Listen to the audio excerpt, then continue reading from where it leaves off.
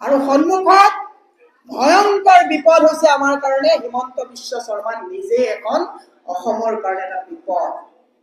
আমি ভূমিকম্পৰ কাৰণে ভয় খাইছো, আমি বানপানীৰ কাৰণে ভয় খাইছো, আমি গৰাখহনীয়াৰ কাৰণে ভয় খাইছো। কিন্তু এইবিলাক ভয়তটো আমি বেলেগ কথা, এইটো প্ৰাকৃতিক দুৰ্যোগৰ ভয়ৰ কাৰণে আমি ভয় খোৱাতকৈ দৈনিক আমাৰ জেপ কাটি আছে আৰু ভেজাল ঔষধে গোটেই অসমখন চালি কৰি পেলাইছে। আমাৰ সেই বিপদবিলাকৰ প্ৰতি আমি সকলো সজাগ হ'ব লাগিব। দাদাই ৰাজীৱ লোচন পেগু ডাঙৰীয়াই কৈছে যে নাৰী শক্তি, নাৰী বুদ্ধি, নাৰী লক্ষ্মী।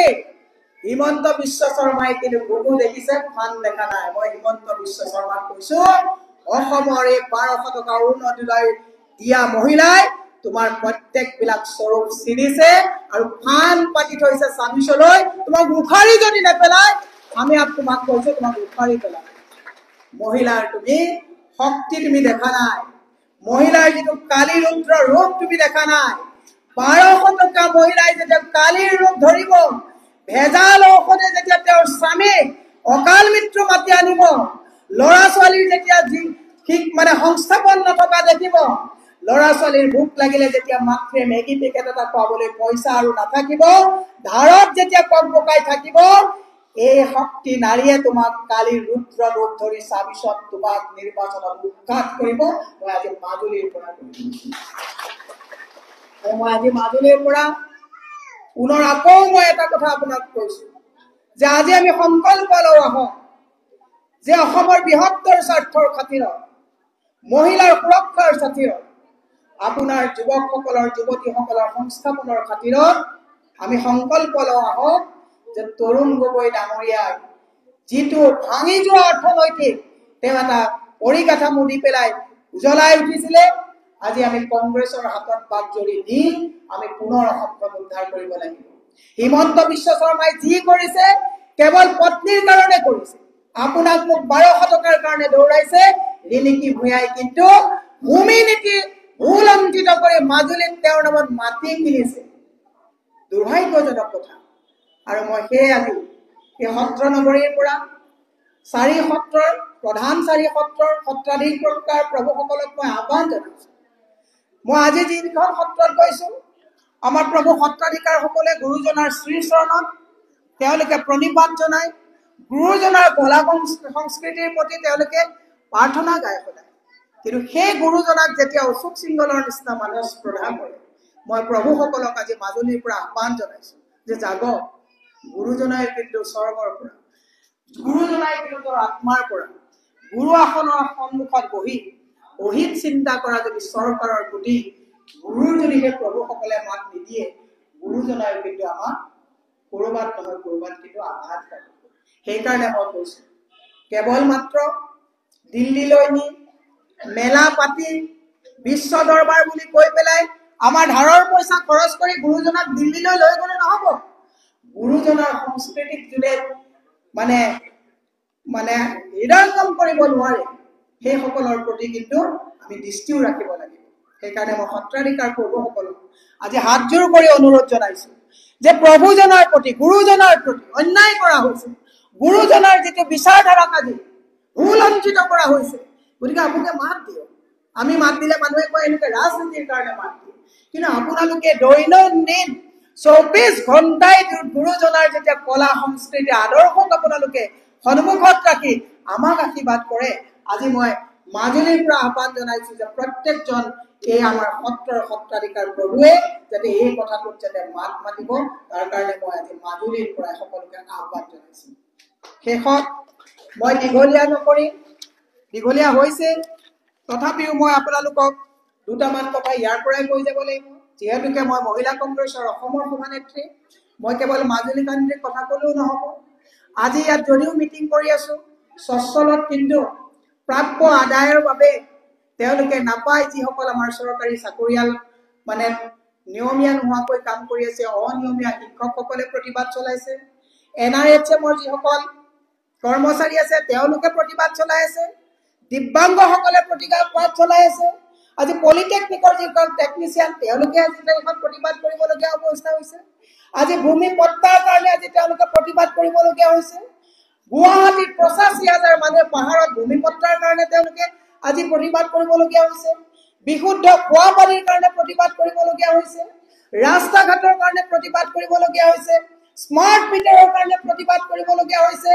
সবতছে ডাঙৰ কথা, আজি তাৰিখত অন্ন বস্ত্ৰ বাসস্থানৰ কাৰণে আমি সকলোৱে দৈনন্দিন নিজৰ ঘৰৰ কাম পেলাই অৰুণোদয়ৰ পিছে পিছে দৌৰি ফুৰিবলগীয়া হৈছে, অমৃত কলহলৈ নাচিবলগীয়া হৈছে, অমৃত বৃক্ষৰ কাৰণে মোবাইল ফোন EMI কিনি সেলফি মাৰি EMI দিবলগীয়া হৈছে, কিন্তু পইচা আহি নপৰিলে মাইক্ৰ ফাইনেন্সত প্ৰলোভিত কৰা হৈছে।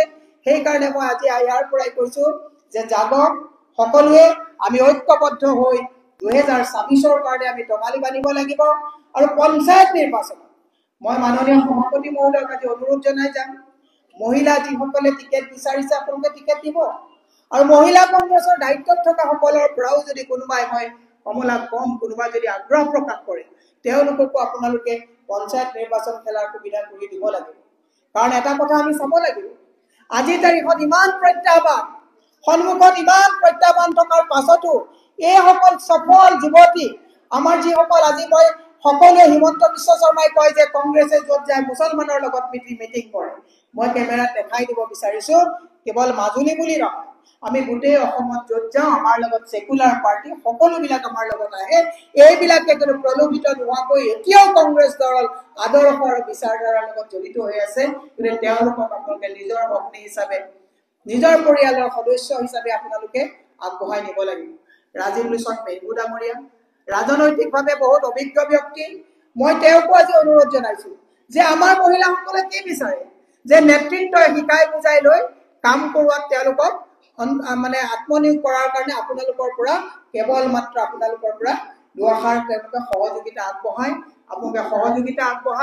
যাতে মই গম পাইছো ইয়াত মাজুলীত যোৱাকালিৰ পৰা কৈছে যে বাইদেউ ইয়াত পঞ্চায়ত আমি জিকিমেই, যোৱাবাৰ লোকসভা নিৰ্বাচনত আমি অলপ ডিফাৰেন্স হৈছে। ইয়াত লোকসভা নিৰ্বাচনত মাজুলী ৰাইজে ইমান প্ৰত্যাহ্বানৰ পাছতো গৌৰৱ গগৈ ডাঙৰীয়াক যথেষ্ট সংখ্যক ভোট দিছে। মোৰ বিশ্বাস মাজুলীয়ে এই ইয়াত চলি থকা দালাল ৰাজ, ইয়াত চলা অবৈধ সুৰাৰ যিবিলাক ব্যৱসায় চলিছে, ইয়াত যে গুৰুজনৰ আদৰ্শৰ প্ৰতি যিবিলাক মানে ভাবুকি আহিছে, এই গোটেই কথাবিলাকৰ প্ৰতি লক্ষ্য ৰাখি আমাৰ পঞ্চায়ত আৰু 2024ত আপোনালোকে ভাল প্ৰদৰ্শন কৰিব বুলি আহ্বান জনাই মই আৰু দীঘলীয়া নকৰি আপোনালোকক ৰাজনৈতিক উত্তৰণৰ কামনা কৰি, কাৰণ ইতিমধ্যে ৰাজীৱ দাই কৈছে, সভাপতি মহোদয়ে কৈছে, আপোনালোকেও ভালকে জানে। আজি মই খালি ব্লকৰ সভানেত্ৰীসকলক, মণ্ডলৰ সভানেত্ৰীসকলক, BCC আৰু আমাৰ BMC ব্লক মহিলা কংগ্ৰেছ আৰু ব্লক কংগ্ৰেছৰ সকলোকে কৈছে, এটা পৰিয়াল হৈ আমি কাম কৰিব লাগিব।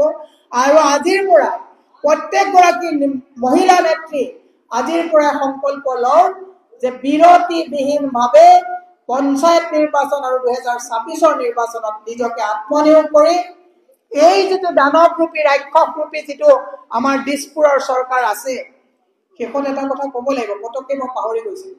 দিছপুৰত যিসকল মন্ত্ৰী বিধায়কে বিধানসভাত কংগ্ৰেছক আজি কটাক্ষ কৰে, ৰাইজে তেওঁলোকক চাই আছে যে যিসকল ব্যক্তি নিজে দুৰ্নীতি একেবাৰে ভৰি আঙুলিৰ পৰা মূৰৰ চুলিৰ তলুৱাৰলৈকে দুৰ্নীতিত নিমজ্জিত, তেওঁলোকে কংগ্ৰেছক কটাক্ষ কৰে। ইয়াৰ প্ৰতিশোধ আমি ল'ব লাগিব যে অসম কোনে চলাইছে, দুজনমান ধৰণৰে চলাইছে, হয় নে নহয়? এইসকলক আমি আঁতৰাব লাগিব নে নালাগিব? লাগিব। গতিকে মই আপোনালোকক আজিৰ পৰা ৰাজনৈতিকভাৱে, সাংগঠনিকভাৱে, আমাৰ ইতিমধ্যে মাননীয় সভাপতি ভূপেন বৰা ডাঙৰীয়া, আপোনালোকৰ সাংসদ গৌৰৱ গগৈ ডাঙৰীয়া, প্ৰদ্যুৎ বৰদলৈ ডাঙৰীয়া, দেৱব্ৰত শইকীয়া ডাঙৰীয়া, ৰকিবুল হুছেইন ডাঙৰীয়াকে প্ৰমুখ কৰি প্ৰত্যেকখন জিলা সভাপতি, ব্লকৰ সভাপতি, মণ্ডলৰ সভাপতি সকলোৱে কষ্ট কৰি আছে। মোৰ বিশ্বাস আমি পঞ্চায়ত নিৰ্বাচন জিকিব পাৰিম। আৰু সেয়ে মই আপোনালোকক ৰাজনৈতিকভাৱে সজাগ হৈ আপোনালোকৰ কাম কৰিবৰ কাৰণে মই অনুৰোধ জনাইছো। আৰু এতিয়া মই আমাৰ যি দুগৰাকী ব্লকৰ সভানেত্ৰী আছে, তেওঁলোকৰ মনৰ কথা খুব সোনকালে মই চমুকৈ শুনিম। মোৰ 3টা বজাত মই ইয়াৰ পৰা ফেৰি আছে, মই যাব লাগিব। গতিকে মই যেতিয়া যিকোনো সময়ত আপোনালোকৰ প্ৰয়োজন হ'ব, যদি ভাবে মোৰ প্ৰয়োজনেৰে আপোনালোকক অকমান হ'লেও মই অনুপ্ৰাণিত কৰিব পাৰিম, যেতিয়াই কয় মই তেতিয়াই আপোনালোকৰ ওচৰত থাকিম বুলি মই আপোনালোকৰ ওচৰত প্ৰতিশ্ৰুতি দি মোৰ বক্তব্য সামৰণি মাৰিছো। এটা শ্লোগান দিম, আপোনালোকে সকলোৱে দিব, কংগ্ৰেছ কংগ্ৰেছ কংগ্ৰেছ।